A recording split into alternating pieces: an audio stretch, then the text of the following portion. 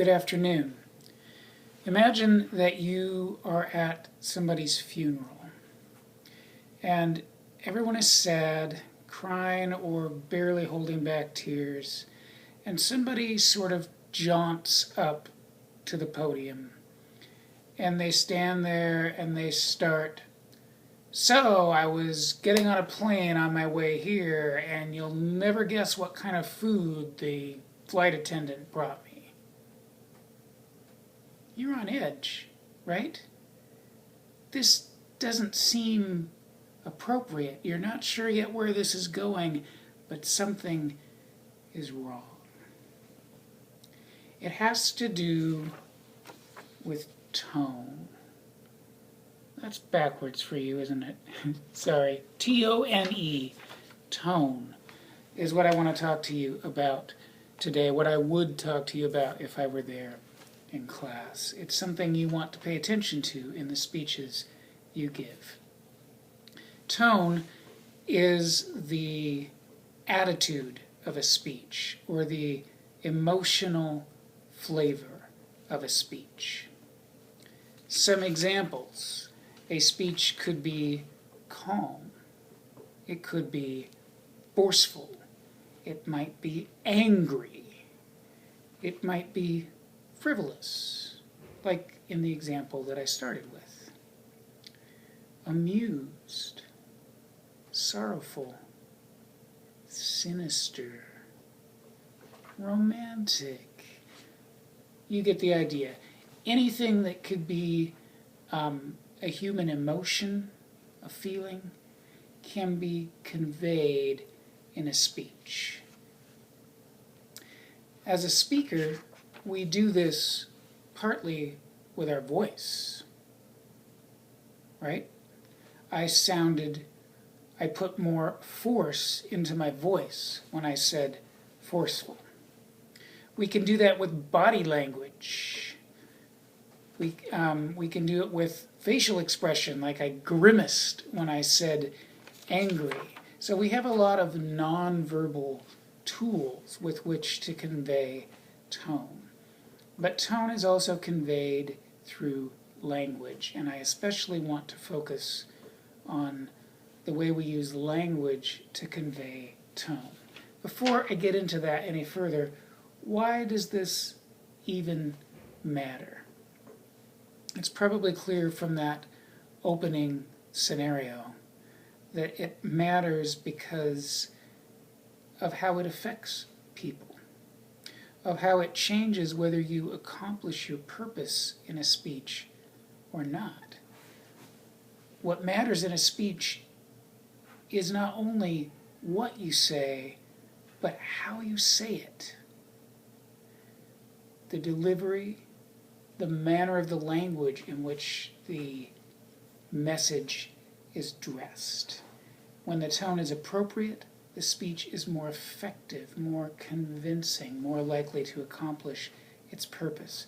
An inappropriate tone or an uneven tone can make a speech backfire, can make it fail, even though the content, the message, is on target. I think that Sky saw that a little bit when we listened to William Faulkner's Nobel Prize acceptance speech. Well, both of you have heard that, I hope.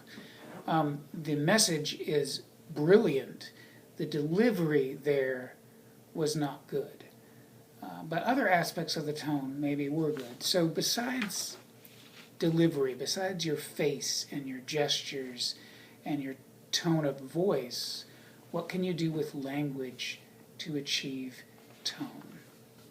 First of all, we have diction. And diction is the choice of words.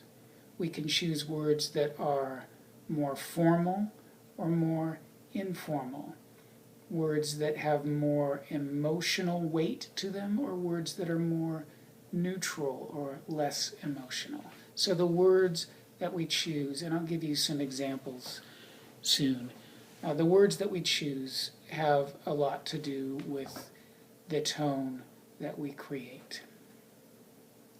We also create tone through syntax. Syntax is a technical term for the structure of sentences. So when you want a more formal tone, you would use sentences that are longer often and perhaps more complex. Your sentences are more like the written word than they are like conversational speech. On the other hand, if you want to seem familiar, if you want to seem friendly and approachable to your audience and to have a more casual tone, then your sentences will be more like the sentences in conversation. They will be shorter and simpler. Tone also comes about through imagery. As we create mental pictures, especially when we're comparing one thing to another and we're choosing the images with which to make the comparison. We might choose images that are beautiful and elegant. We might choose images that are more earthy, more down to earth.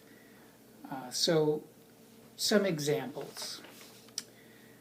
If I want to say that I am having a good day, I can say that very simply. This is a good day. I could make the tone more formal, though, by choosing perhaps a little bit more unusual words, more formal words, and perhaps crafting that into a slightly longer sentence. So I might say, compared to the average day, this day is more than satisfactory, I would say. So that tone is more formal. Or what if I want to use a figure of speech or some kind of image to convey that message? I could say, if I want to be kind of casual, this day is like a dog running through the park and rolling in the mud. Very homey kind of image. Or I might decide I want to be more elevated about it and say, this day has taken flight and I can only imagine the heights to which I will arrive before the setting of the sun. Longer sentence, grander image, you get the idea. So, those are your tools. Besides your face and your body, you have your word choice or diction, your sentence structure or syntax, and your imagery or sometimes figures of speech. Using all of those things, you want to create a tone that is consistent, and more important, a tone that is appropriate for your purpose and for the situation in which you speak. As you are preparing your introductions of each other for honor and your acceptance of those honor, you will want to think carefully about the words you choose and the way you put them together so that the tone you end up with is the one that will get the job done. Thank you.